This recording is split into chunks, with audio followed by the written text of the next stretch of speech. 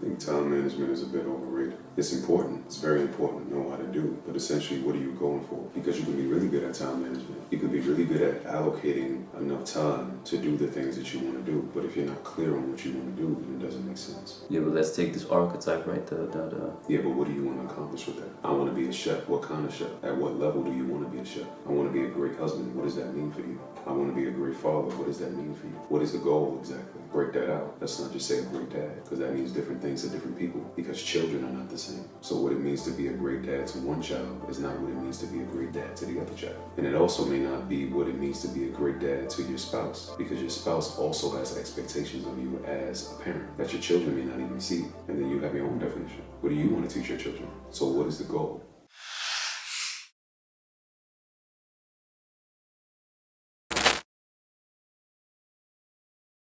We spoke a lot about what entertains you, trains you. Yes. Do you have any recommendation as to like some things to watch as far as entertainment?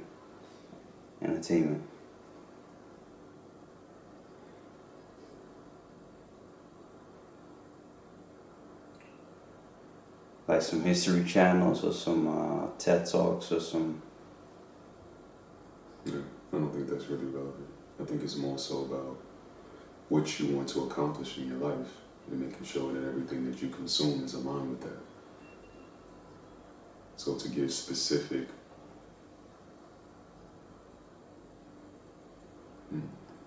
to speak about specific publications or in the form of podcasts, movies, whatever the case may be.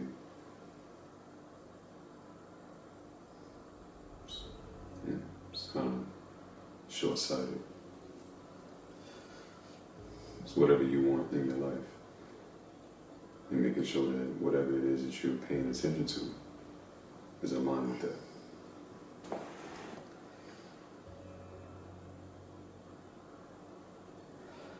Yeah, that to me sometimes like it's such a broad concept, like what you want in your life. Mm-hmm. Because you can want a lot of different things. Absolutely. It's not just one thing. Absolutely. Maybe I want to be a world traveler, but also like a world-renowned chef. Mm-hmm.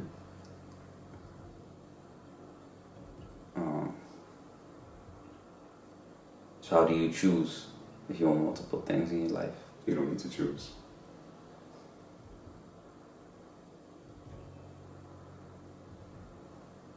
You don't need to choose between those two. You can be a chef and still be a world traveler. Just in a way that makes sense. Chances are you won't be island hopping and traveling every month. Unless you design your life that way, which you can do. Technology has made it easier to do those types of things. So you can be a chef, have a camera, and be like a digital nomad with your own cooking podcast or show. You can do that. And everything that you consume, or most of what you consume, is aligned with that. In addition to other things, if you want to be a great husband who's a chef and a world traveler, then the things you consume speak to what you want to be or what you are. It doesn't have to be one thing. It's not like if you want to be a chef, the only thing that you can consume is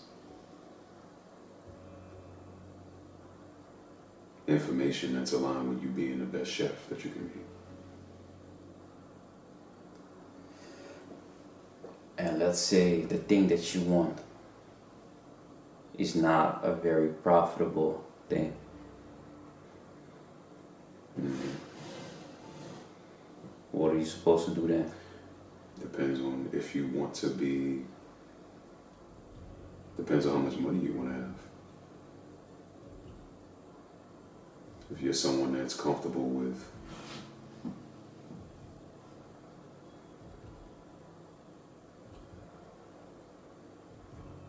living a life that can be maintained with $50,000 a year,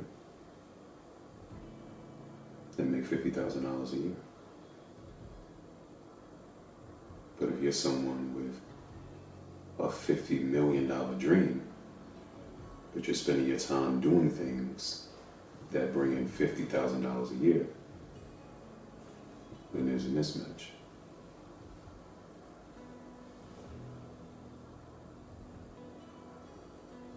You have to see why that is. And that takes confronting yourself. Do you really want to live this $50,000 lifestyle? Or are you afraid to pursue the vision that you actually have for your life?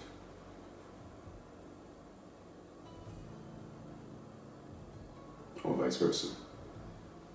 Do you just think that it would be cool to live a $50 million lifestyle? But you're not a $50 million type of person. You would much rather a $50,000 life. Or being a person that entertains a professional discipline that brings in $50,000 a year. Right.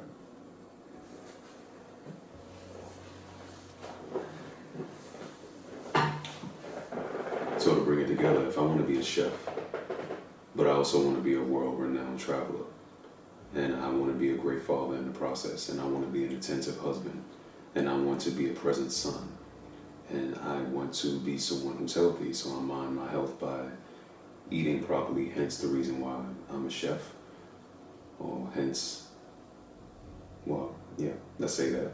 It's the reason why I'm a chef. And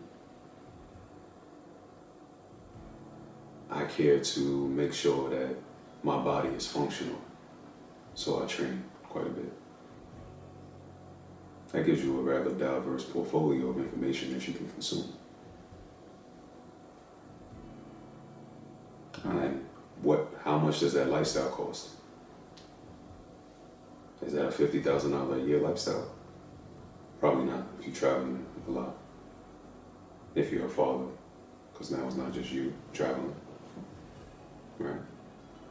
If you're a husband, now you're thinking about your family and not just yourself. Right? Being a chef, what kind of food you want to make? It's the difference between making sandwiches and caviar. Right? So what are the details aligned with? What are the details attached to what you're saying you want to do? And is that in line with the amount of money that you say you want to make? And what's required in order to actually make that amount of money? Life is dynamic. The information that we consume should be aligned with that. Should be dynamic as well. Because life is not one-dimensional. So if you want to be a chef, it's not like you only consume information in regard to being a chef. Or if you want to have a nice body, you don't only consume information about having a nice body. Because again, everything builds on everything. It all builds off of each other. If your life is one-dimensional, it's harder to do that.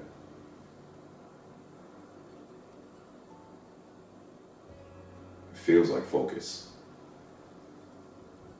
but you're really distracted by one thing. Doesn't suit a well-rounded life.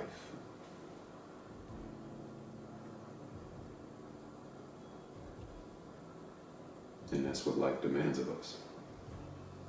For us to exercise excellence at every level. Not just at one. Or in one aspect of our lives. Right. What we say is like, let's take this archetype. Chef, world-renowned traveler, father, husband. If you want to excel, how can you become best at like time management? Because these are all very time consuming things. I think time management is a bit overrated. It's important. It's very important to know how to do. But essentially, what are you going for? Because you can be really good at time management. You can be really good at allocating enough time to do the things that you want to do. But if you're not clear on what you want to do, then it doesn't make sense. Yeah, but let's take this archetype, right? Yeah, but what do you want to accomplish with that? I want to be a chef. What kind of chef? At what level do you want to be a chef? I want to be a great husband. What does that mean for you? I want to be a great father. What does that mean for you? What is the goal exactly? Break that out. Let's not just say a great dad, because that means different things to different people, because children are not the same. So what it means to be a great dad to one child is not what it means to be a great dad to the other child. And it also may not be what it means to be a great dad to your spouse, because your spouse also has expectations of you as a parent that your children may not even see. And then you have your own definition. What do you want to teach your children? So what is the goal? And allocate time to achieving that goal. That's why rather than having a to-do list, you might want to have a mood board or a mind movie or something of that nature that helps you to remember what your goals are. Because a to-do list oftentimes is really just a list of activities. It's not a list of goals. You did all of these things and it didn't move the needle in your life. You want to focus on moving the needle in your life, not just being busy. That's clear. But sometimes I feel like the goal is sometimes a bit ambiguous when it comes to like traveling. Exactly. But it doesn't have to be. Right. You could say, I just want to go to this place. Okay. You got on the plane, you got off of it. You've been there now. Get back on the plane. Or you can say, I want to go to Italy. I want to go to the Vatican City. I want to see the Sistine Chapel. I want to sit in front of the Colosseum and drink Chardonnay for one evening. I want to eat linguine pasta with clams and olive oil. I want to, etc., etc., etc. Right? It's not just I want to go there. I want to travel. Right? What do you want to experience in that place? What is going to help you feel like or remember that you actually were there?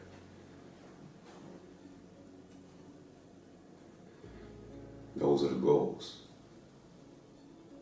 Right? What do you want to accomplish there? Because that's what's going to guide your actions. That's what's going to inform how you behave. It's not just saying, I want to go there. For example, I've been to Paris quite a few times.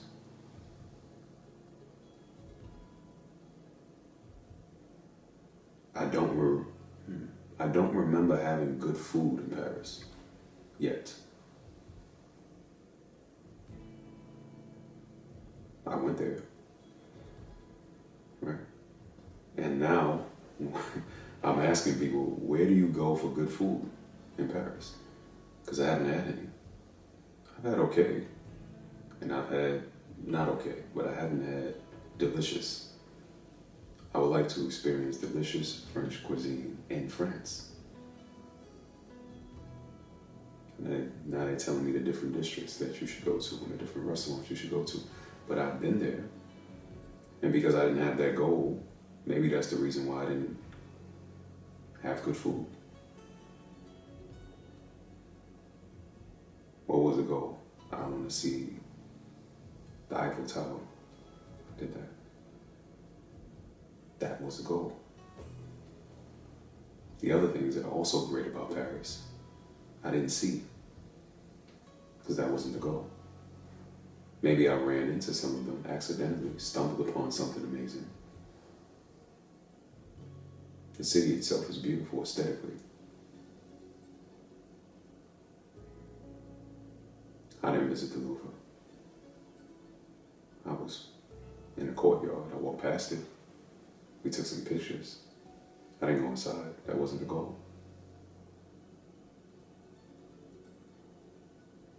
What are your goals? Otherwise, you're just busy. I was busy there. The goal was to walk around, to get the feel of the city, to feel what the vibe was like, to see how people dressed, to see how people walked, how they talked. You know, what are the different accents? What is tourism like in Paris? Right? What are the different parts of it? What are people doing? What are the locals doing? Is it a diverse place? If so, how so? Who's there?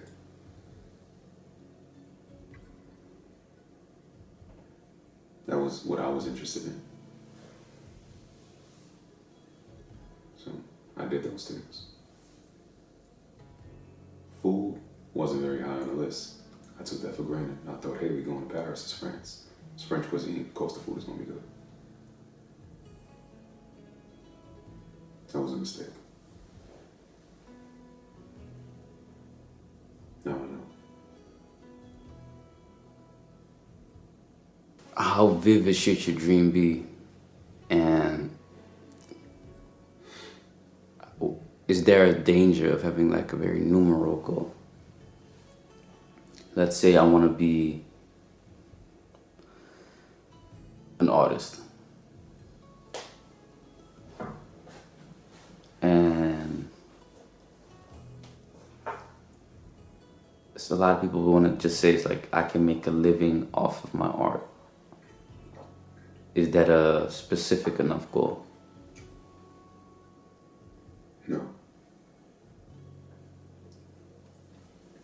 I wouldn't say that is a specific enough goal. Because what does it mean to make a living? And what does it mean to be an artist? Your dream should be extremely specific. The more specific it is, the more likely you are to attain it. You should be able to see your dream very vividly. If I shook you out of your sleep at 2:30 in the morning and asked you what your dream was, you should be able to tell me, no hesitation, halfway awake. That's how vivid your dream should be. You should dream about your dream. Your dream should be so vivid that you can walk down a block and see all of the signs, see all of the things that are somehow connected to your dream, have a conversation with someone, and hear what they're saying differently in a way that's now connected to your dream because your dream is that vivid. Can you give an example for like an artist? What would be like an example, like a specific goal? I want to sell out Madison Square Garden. I want everybody in the audience to be screaming every single word to every single song on every single album that I've created. I want to be a singer. But I don't want to be any type of singer. I want to be a vocalist. I want people to hear my music and hear the influence of Whitney Houston, of a Celine Dion, of a Lisa Fisher, of an Adele, of a Heather Headley, of a Yolanda Adams. I want people to hear that influence in my music. I want to have the effect that Whitney Houston had when she sang, "I Will Always Love You."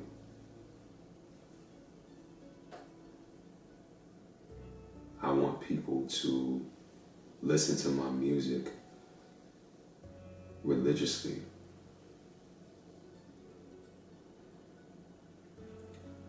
I want people people to see my music as the soundtrack to their lives and create great memories to my music.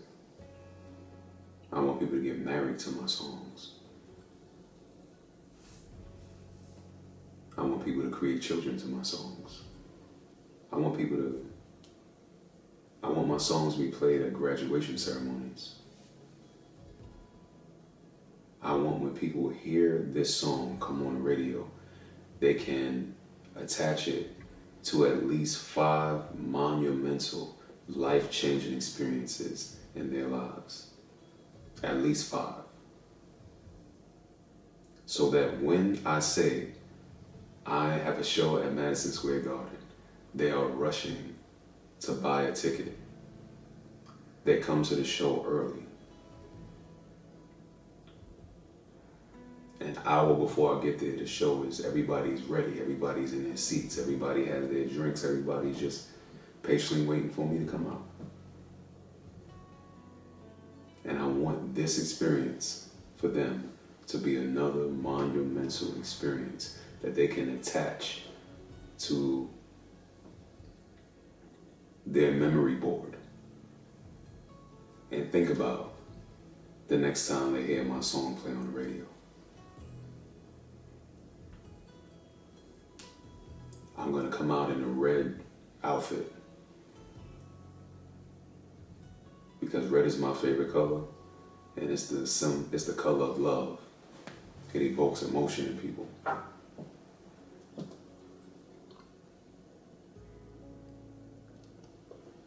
And I want to personify the love that I feel for them. I want to acknowledge the love that they feel for me. And I want to share and I want to embody the love that we all share for this thing that we call R&B music.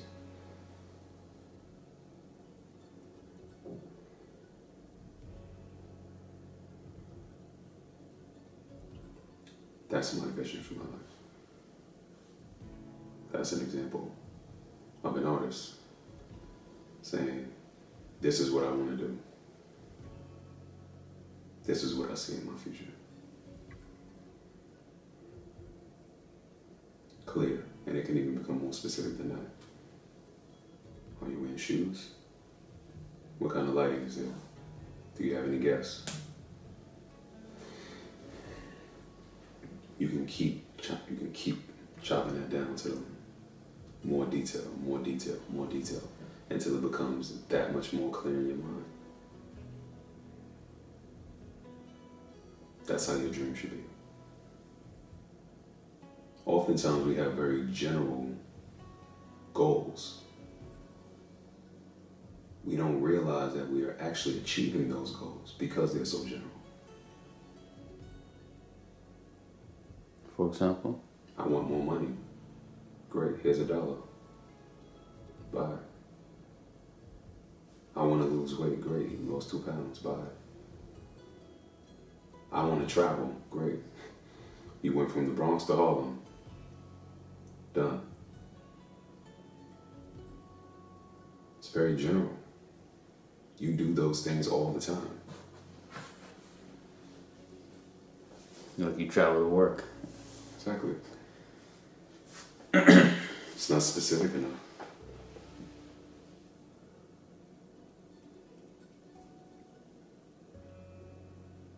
So at the end of the day, everybody gets their standard.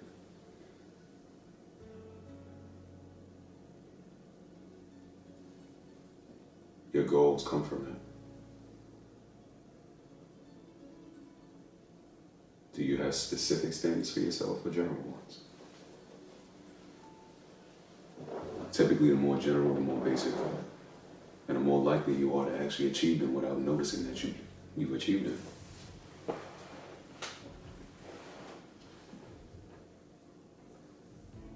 So, be specific. Someone who spoke on this was John Mayer. the guitar player, singer. Yeah. He's an amazing guitar player. Crazy. And timepiece enthusiast. Yeah. He definitely a character, for sure. He was like, yeah, a lot of artists, they start with like no goal. And they just keep working with like no idea of like when the goal is reached. And they'll just like not burn out. Fizzle out. Yeah. But he's like, yo, alright. When he started, he was like, alright, I want to sell 100,000 copies. Then the goal is reached. Like the first goal is reached. Mm-hmm. Your sister and I were just having this conversation in the car. We saw a large poster of a poet here. He's like the poet of the Netherlands. He's somehow connected to the municipality. And we remember going to an open mic like 5 years ago. And he was there. He was performing at the open mic. And oftentimes when you see people at an open mic and they're poets, they're either rappers or singers. They have an idea as to what they want to do within the realm of music. They want to get signed, they want to put an album out, they want people to like their album, etc. They may not have a specific goal, meaning I want to sell 100,000 copies, but they know at least they want to get signed. They want to be mainstream. They want to have hundreds of thousands or millions of fans. They want people to love their music, right? But typically, someone who's not necessarily a rapper or a singer, it's not very clear what they want to do with their poetry, if anything. Maybe they just want to share it at the open mic. In most cases, that seems to be true. Here's someone that was a poet and quite possibly had a vision. And 2 years later, he had this gig. And he's just been growing in that space ever since then. Utilizing the talent that most would perceive to only be appreciated by hippies, if you would. Yes, it's an underground sensation. Poetry is not something that we see being readily celebrated throughout our culture. And here this person is with large posters around the city, and he's not a rapper or a singer.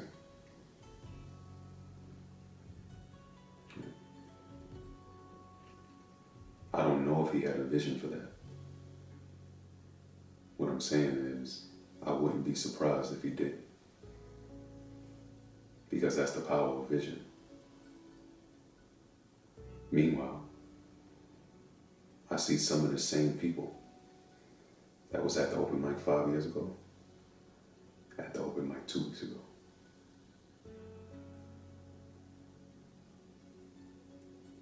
And that's the only time I see them. I don't hear any songs. I don't see any posters. Nothing. Just open mics. And there's nothing wrong with that if that's what you want to do. But oftentimes it's not. And I know it's not because I know these people make music.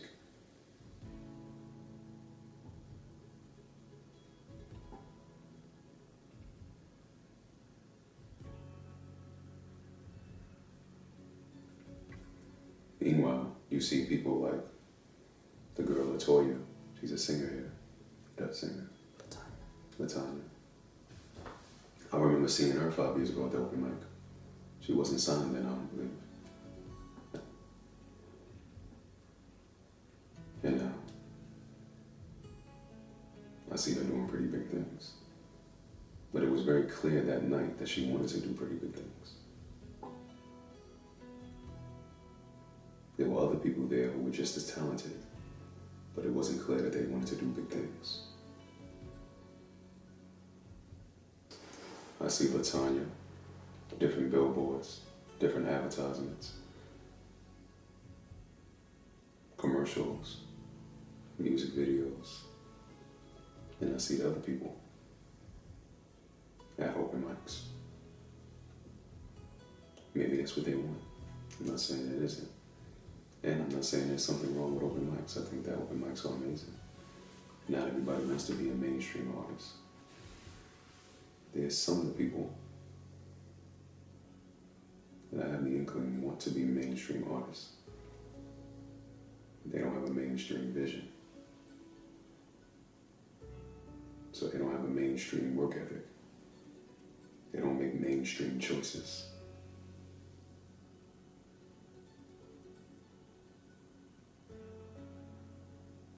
And so they're not mainstream.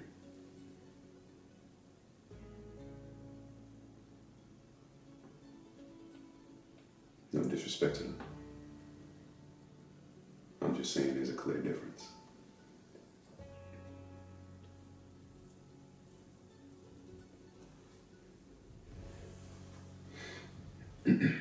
Be clear about your vision. It's what informs your decisions. And if you're being general, pay closer attention to your life. Because chances are you've already acquired the things that you said you want. But that's not really what you want. You want something specific in your mind. You have a specific vision as to what that looks like. Why do you think people don't really specify their goals? Because they don't spend enough time trying to figuring them out.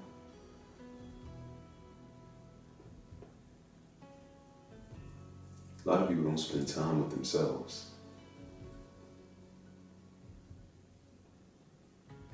And again, thinking has become a byproduct of life. Although, in actuality, that's not true. Your thoughts shape your life. But we now have become a society where we're looking for life to shape our thoughts.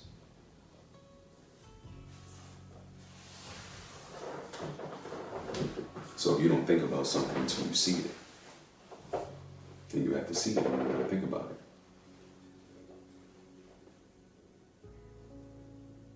To some extent, yes, that's true. As a child, you don't know what's real and what isn't.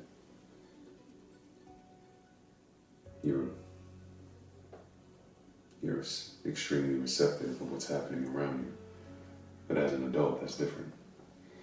And this is also why it's important to change your environment. Because if you find yourself at the mercy of only being able to fathom what your environment presents to you, then perhaps you can, or you should, visit a different environment and see what that presents. And spend some time with yourself.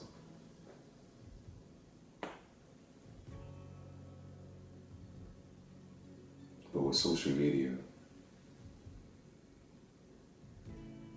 it's also become acceptable to lie to ourselves. To live vicariously through the people and the characters that we see on social media. To live vicariously through the rapper, the singer, the influencer. And not really focus on our lives and what's true for us and who we are. But instead spend our time focusing on what's true for them, who they are, and trying to be that. Is there any importance into when having a goal, putting a time frame on it, and how do you choose how much time you should spend on your goal? You can. One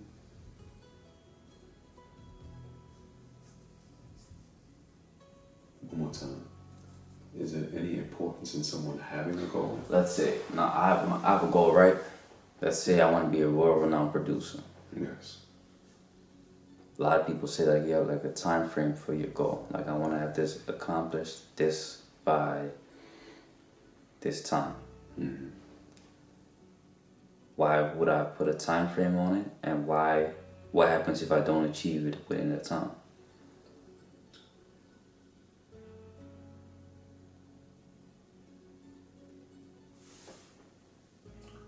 What happens if you don't achieve it in that time frame depends on the person. Should you put a time frame on it depends on the person. Are you interested in dedicating your life to this thing? Being a world-renowned producer, for example. That depends on the person. For some people, that's a bucket list item. That's not an identity. I wanted to be a world-renowned rapper. That was never my identity. Most people didn't even know I rapped. Most people that knew me. It was something that I wanted to accomplish at a certain point in my life and then move on to the next thing.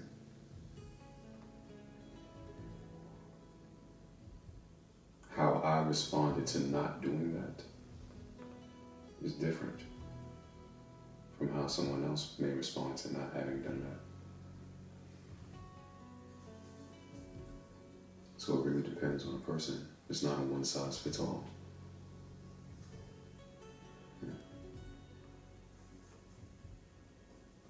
If you want to put a time limit on your goal, what is that time limit based off of? Do you have a reason for that time limit? Is it just an emotion? Meaning you decided at 19 years old you wanted to be a world-renowned producer. And if you weren't a world-renowned producer by the time you were 30, you were a failure. Is that the reason why you... And why 30? Is it because that's when you think you should have your life together? So that's the reason why you gave yourself 11 years? Or is there some type of statistic of how long it takes to become a world-renowned producer that you have researched, and this is the reason why you gave yourself 11 years? Based on that statistic, this is the kind of accomplishments and milestones you have to hit within a given time frame in order to track toward that 11-year goal. Do you have the work ethic to hit each one of those milestones within that time frame? And what is this based on? Is this the average? Or is this what Calvin Harris did? Because it worked differently for Calvin Harris than it did for Dr. Dre.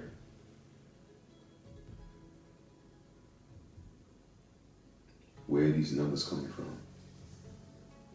And is it a viable source? And is it a legit reason? If you don't have a source, if you're just saying, hey, by 30 years old, I should have my life together, so that means I should be a world-renowned producer by 30.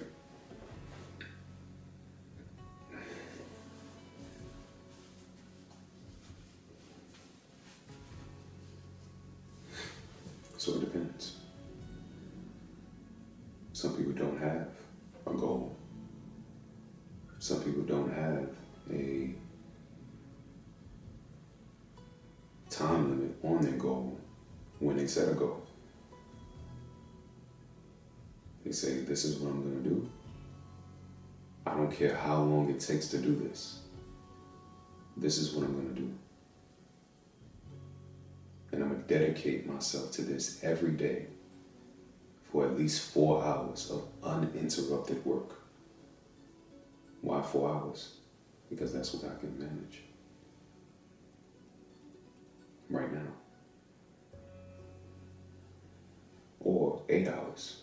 That's not really what I can manage right now, but I'm going to figure out a way by next week to to spend 8 hours doing this. Even if it means I have to spend 8 hours doing this in spite of. Meaning I haven't really established a way to do it, but I'm going to do it anyway and see what falls by the wayside and how much those things that fall by the wayside actually affect my life. Sometimes we feel obligated to do things that are not really moving the needle in our lives. And it takes us allowing those things to fall by the wayside to realize that and use that as justification to adopt a new habit.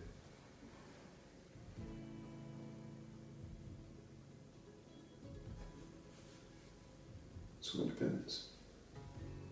It's not a one-size-fits-all answer to that question. I think I heard that from Jordan Peterson once. He was like, if you have a goal, you should put a time frame on it. Mm-hmm. And I think maybe because it would work in order for you to not keep procrastinating. And also to look at a date, and then I think he said like the reason people don't do it is because they're scared to fail. Definitely. So if you don't, like you have never failed if you just like never put a time frame on it. So you'd be like, oh, but I can succeed next year or the year after. Yeah. I think that's misleading. You want to schedule working towards your goal, but not schedule actually achieving the goal. Because you don't know when that's going to happen. Unless you have a goal that's based on time and based on the activity itself, but not based on the fruit of the labor that you put in. For example, if I say my goal is to lose 12 pounds, I can do that in a multitude of ways. I don't have to necessarily work out. I can just eat differently, depending on how overweight I am. Right? But let's say I want to utilize working out as a way of losing weight, as a means to losing weight. And I say, okay, I'm going to work out. And I'm going to start on Monday. And I'm going to go to the gym Monday, Wednesday, Friday until I lose 12 pounds. The goal can be the 12 pounds, which is fruit of the labor, or the goal can be the labor itself, attached to time. You might be completely happy with your weight. You just might want to exercise more discipline in your life. So rather than being focused on your weight, you say, I'm going to go to the gym 3 times a week, every week for the next 6 months.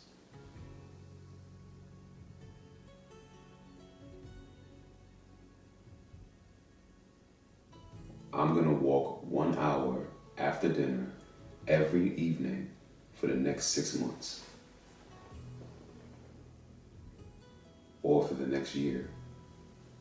Very few people have dedicated themselves to doing one thing consistently every day for a year. Very few people. So if that's your goal, it's a very different metric. Because it's not based on the fruit of the labor. It's based on the labor itself.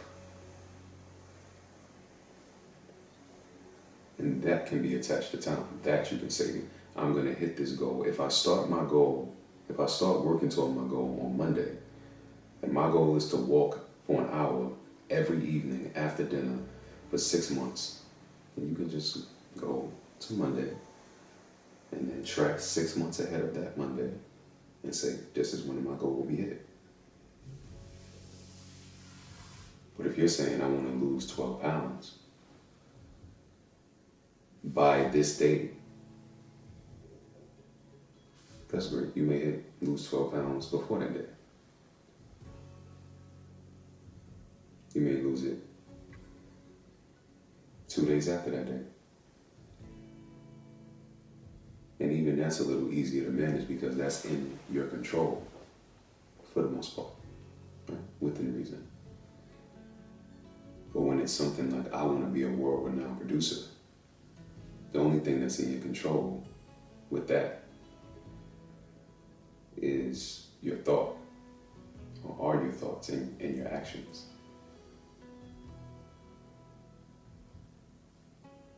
That's it. But you can do everything right, still not become a world-renowned producer in the time frame that you thought you would.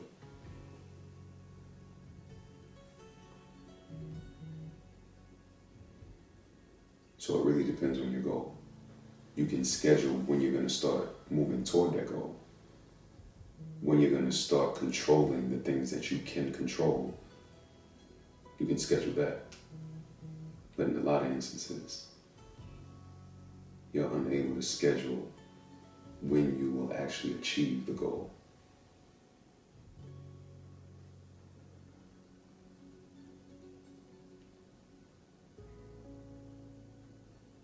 Clear. If you are a busy bee, you are morning's workout, doing all your stretching, affirmations, all that. You got a career, traveling for your career. I'm talking about like also like on a day-to-day basis. Like you gotta go from place to place. You're also a parent, a good parent at that, hopefully, and a husband, an attentive husband. How can you make sure, and you don't have money to get you like a personal chef, that you and your house eat clean, nutritious food that fuels your goals? By educating yourself on what those foods are and scheduling time to buy the food, prepare the food, and eat the food.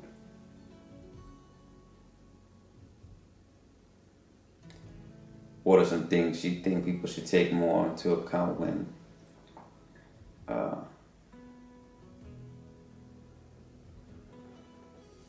wanting to have a healthy diet? As far Just as nutrition.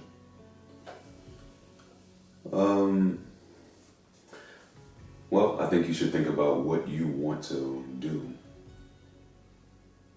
Like what kind of lifestyle you want to live. Because you should eat in a way that supports the lifestyle you want to live.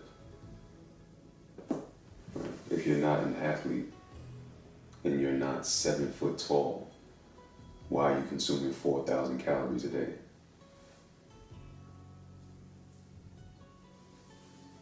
Right? What is a healthy weight for you? Meaning, how tall are you?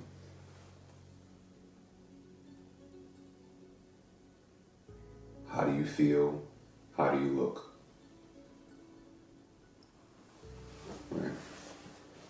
Then it's, what kind of lifestyle do I want to lead? In other words, what do I want to be capable of doing? Do I want to be capable of walking for an hour straight without being tired? Do I want to be capable of climbing 30 flights of stairs without being tired? Do I want to be capable of playing pick-up basketball for 3 hours straight without being tired? What kind of lifestyle am I living? Do I have young children that I care to run around with and play with and without throwing my back out? Right? Because if you ask some parents, that can feel like an athletic pursuit. Or is that not my life? Do I just want to be healthy? Do I just want to be functional? Right? Do I just want to maintain my natural muscle mass and enjoy my life? Right? So that's pretty much what's going to inform your decision. So once you decide what kind of lifestyle you want to live, then it becomes, how do I do that? What are the foods that are going to actually support me living that lifestyle? how do I want to feel? Do you want to feel bloated? Do you want diarrhea? Do you want to feel tired after you eat? Do you want acne?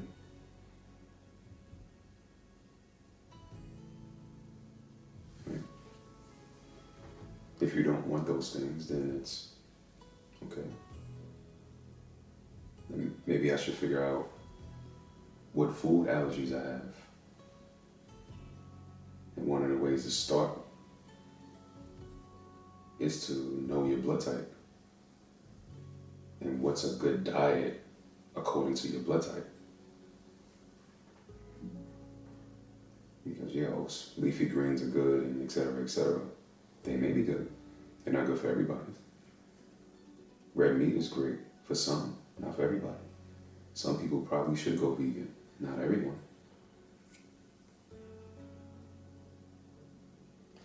Let's say for maintenance, you want to maintain your muscle mass. You don't necessarily care to be super athletic, but you do want to run around with your kids. And help move boxes when your friends ask you to.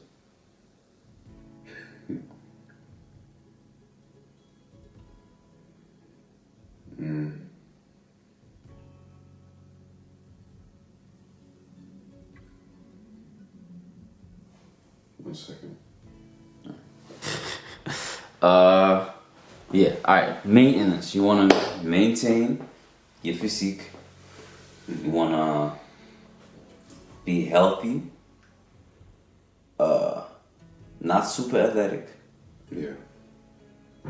But not agile. But like you can move fast though. You don't, like if you just go for a run because you have to run to do something. Mm-hmm. You don't feel like dying.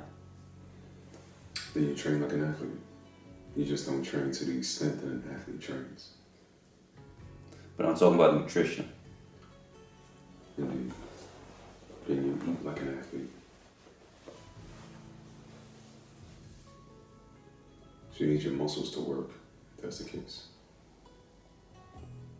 You need not to engage in nutritious habits, or not necessarily nutritious, but eating habits that don't support muscle maintenance. So you want to eat like an athlete, high protein diet, but one that actually aligns with your genetic makeup. That's why you have to figure yourself out.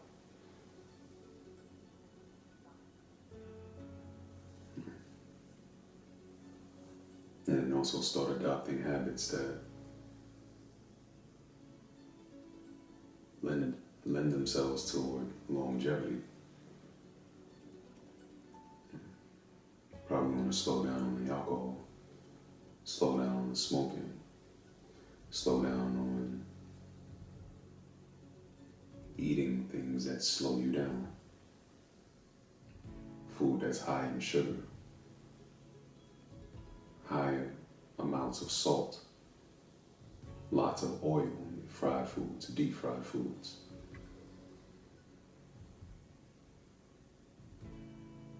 Might want to stay hydrated. Drink a lot of water. Might want to make sure that you are ingesting enough electrolytes. Might want to mineralize your water. Make sure that you're actually getting the minerals that you need.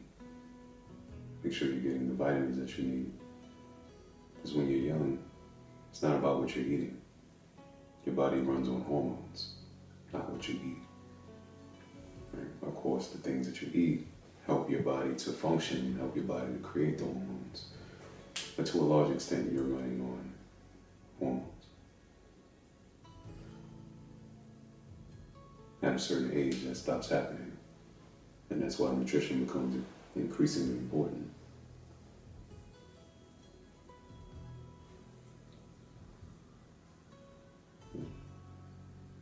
Dietary habits are specific. to the individual. Yes, there's a lot of overlap. In this case, the details are what make the difference. So whether you're gonna have great nutrition, suitable nutrition, or disease based on nutrition or lack thereof. Do you recommend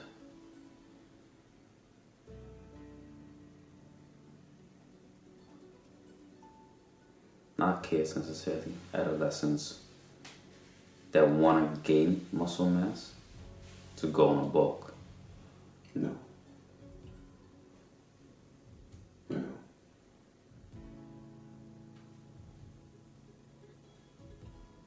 I don't encourage adolescents to bulk who want to gain muscle mass. I would encourage them to exercise patience and focus on building lean muscle mass over long periods of time.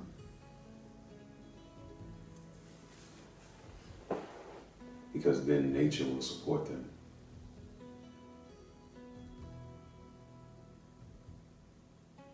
And they'll have less disappointment,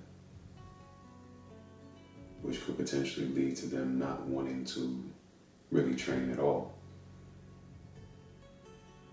Because typically when you're younger, you train for vanity, you don't train for health. When you're older, you train for health, and you don't care so much for vanity. But that's because you start losing some of the physical capability that you took for granted, or maybe have took for granted when you were younger.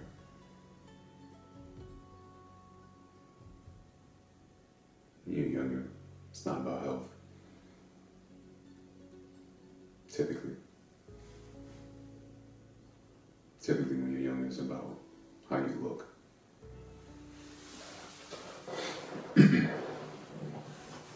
And if you train properly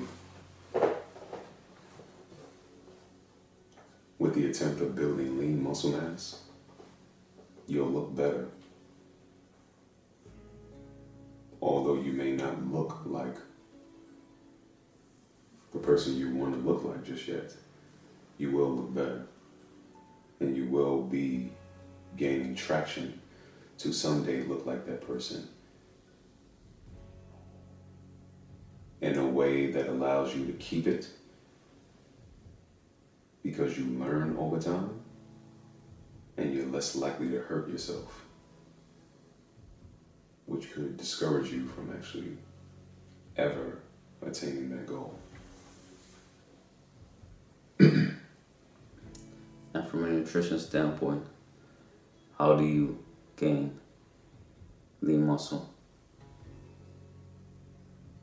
Again, it depends on your specific genetic code, your specific genetic makeup. It's not the same for everyone. Some people, it seems like they can eat a grape, and some people, they're eating all the protein that they can possibly eat, and they don't seem to be gaining a pound. Actually, they may start losing weight.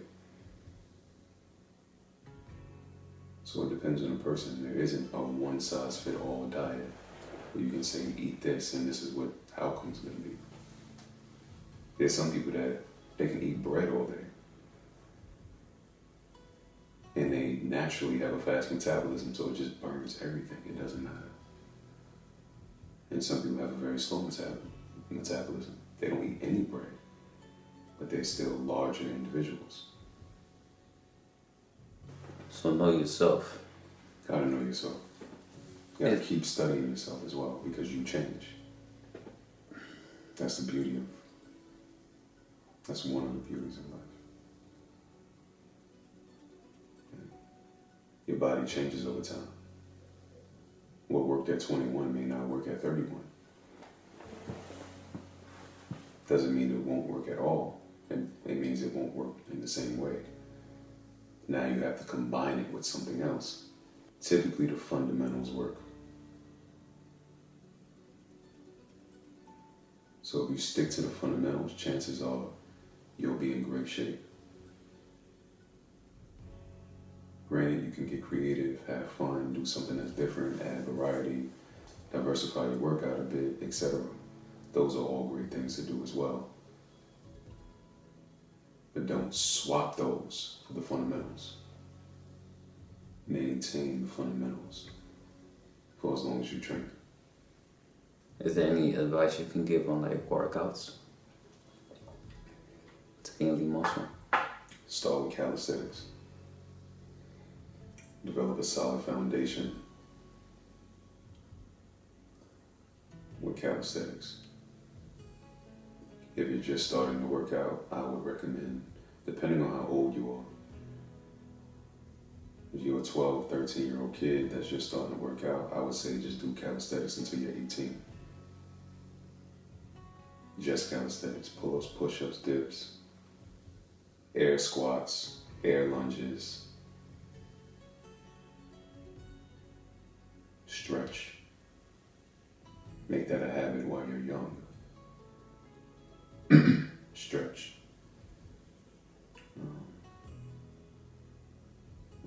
Do all types of crawling exercises,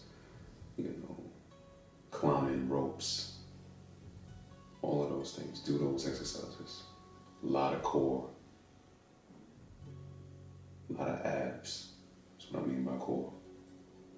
Variations of push-ups, variations of pull-ups, variations of different leg exercises. I would say do that until you're 18 years old if you're just starting at 12 to 13 years old. So you develop a solid base in calisthenics. You develop a solid foundation of real strength, internal strength.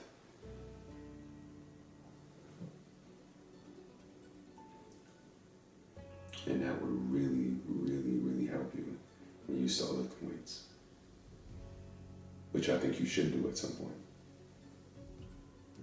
I don't think you should only do calisthenics. I think you should lift weights. I think your body should know what it's like to have external load on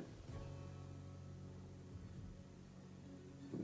Calisthenics, if your training is not rooted in that, stop your training the way that you're doing it now and begin to incorporate calisthenics into it. Make room for calisthenics. And then when you have weights are easier to diversify your training with weights. It's easier to do different movements. I would say play around with it. Have fun with it.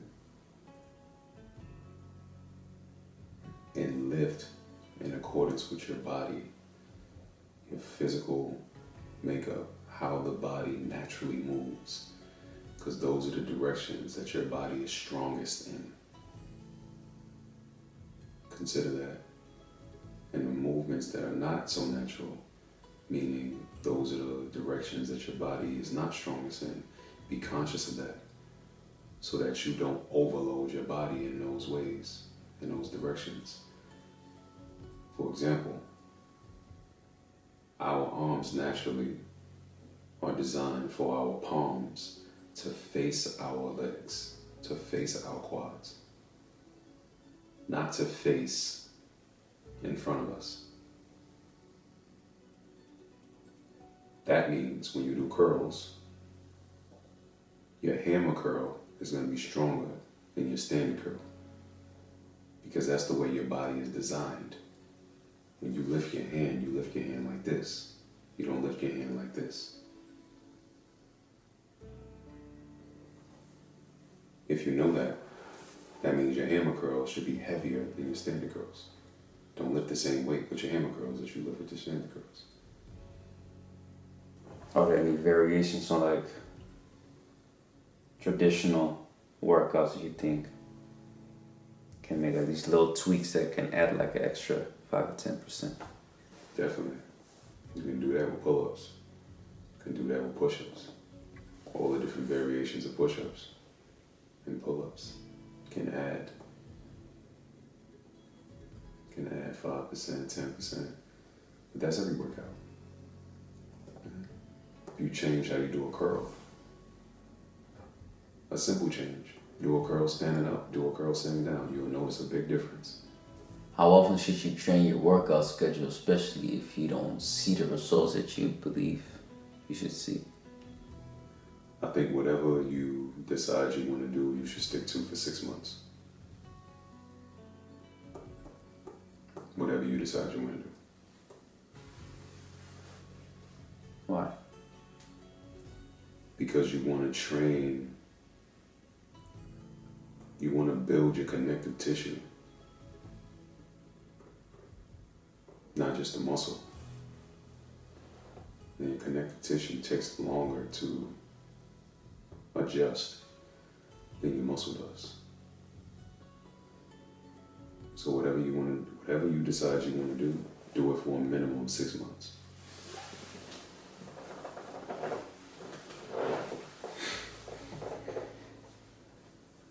I would say if you really want to be sure, do it between 6 and 9 months. Or 6 and 12 months. 9 months being the sweet spot. Whatever it is that you're doing. Even though you don't see the results that you want to see. Yeah. Because you got to give yourself time to see results. But that's why it's also important to focus on building lean muscle mass. Because it may not be so healthy to bulk for 9 months. And as far as like caloric maintenance or surplus, or like macros. I definitely think you want to track your macros if you really are focused on building lean muscle mass in a very structured way. Right? If you're like, okay, I want to, for example, I want to build lean muscle mass, and I want to gain 5 pounds over the next 6 months. If that's the kind of structure you are trying to employ, then yeah, then you may be focused on macros. Otherwise, no. Eat when you're hungry. Eat healthy. Have a protein-based diet. You should be fine. Unless you get to a point where you say, I want to maintain weight, but I want to get stronger. That typically means you want your body to be more dense. You should also count your macros then. And as far as like... And you should change your training. Because most of the training that we know today is not to maintain weight. It's to build weight or to lose weight. Gain or lose weight. Not necessarily build strength without gaining weight. That's a different type of workout.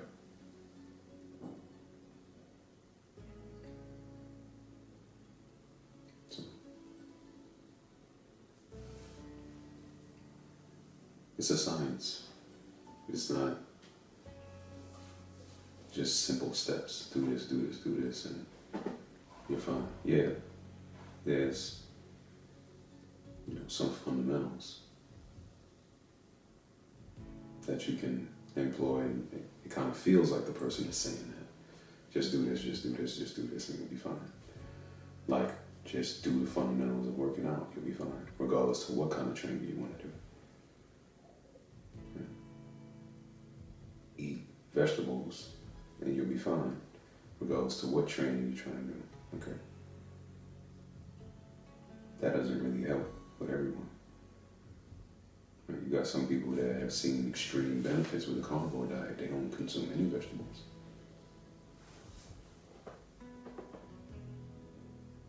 Some would argue that it's not feasible long term. Time will tell. as far as training, it's not a one-size-fits-all. And if you're training for strength without gaining size, it's a different workout. Some people want to gain size and not gain strength. It's a different workout.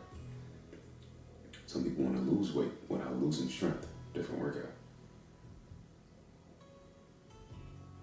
And it's based on you, your specific body type, and how your body responds to these exercises specifically.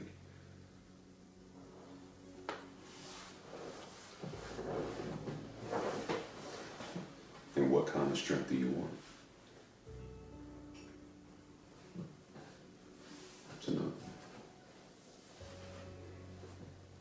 So, it's a whole science to the human body. And it's one in which is incomplete. We're still learning new things all the time. That's the fun part about it. So, all of what you do with your body, your nutrition, your training, your sleeping, how to manage your stress levels, etc. All of that, in some shape, form, or fashion, is unique to you. Do you have any advice for how to gauge your body? Yes, go see a holistic physician so that you can be evaluated on a cellular level and not only on a physical level. Because physical is standard, cellular is unique.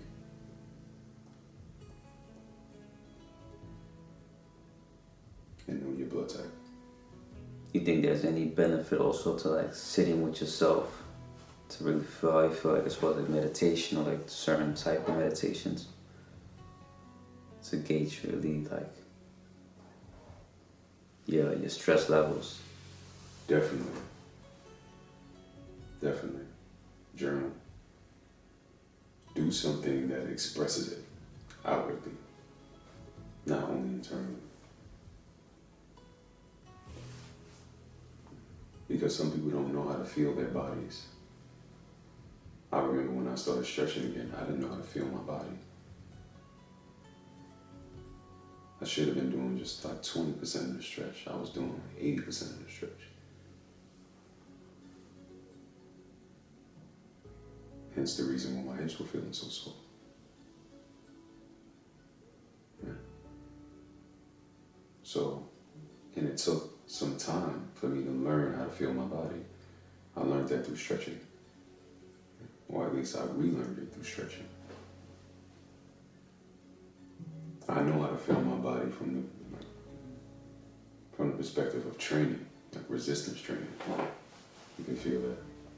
But stretching, that was a different feeling.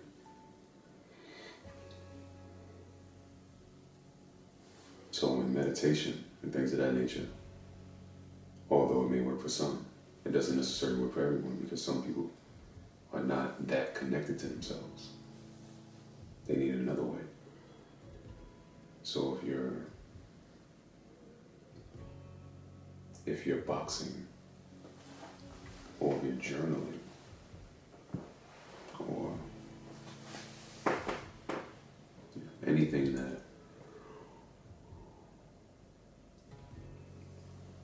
gives you an outward expression or allows for outward expression, that's a way for you to see how stressed you are. If I'm in a gym and I'm punching the handbags, am I punching them harder? Am I more aggressive today? Am I less interested? If I'm reading my journal back from what I've been writing over the past 2 weeks, is there some consistency in the emotion that's here? What I seem to be feeling? For example, my brother is a rapper. Right? He's really my friend, but I call him my brother. He